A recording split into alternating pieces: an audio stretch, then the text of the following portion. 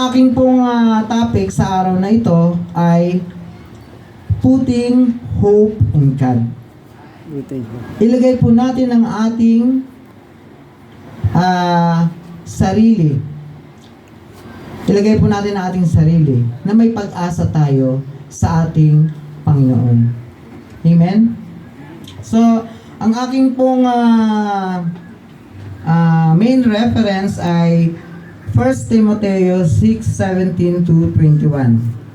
Ang sabi dito, ang mayayaman sa material na bagay ay utusan mong huwag magmataas at huwag umasa sa kayamanang lumilipas.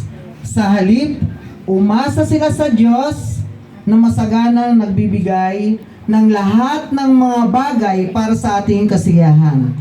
Utusan mo silang gumawa ng mabuti at magpakayaman sa mabubuting gawa. Maging bukas palad at matulungin sa kapwa. Sa gayon, makakapag-impok sila para sa mabuting pundasyon sa hinaharap. At makakamtan nila ang tunay na buhay.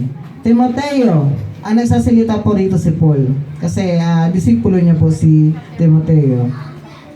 1 Timoteo 6:17 verse 21. Sa verse 20, Timoteo, pakaingatan mo ang ipinagkatiwala sa iyo. Iwasan mo ang mga usapang tungkol sa hindi totoong karunungan. Dahil sa kanilang pag-aangking mayroon sila nito, may mga nalihis ng pananampalataya. Sumainyo ang kagandahang loob ng Diyos. Yumuko po tayo at ibigay po natin ang ating puso sa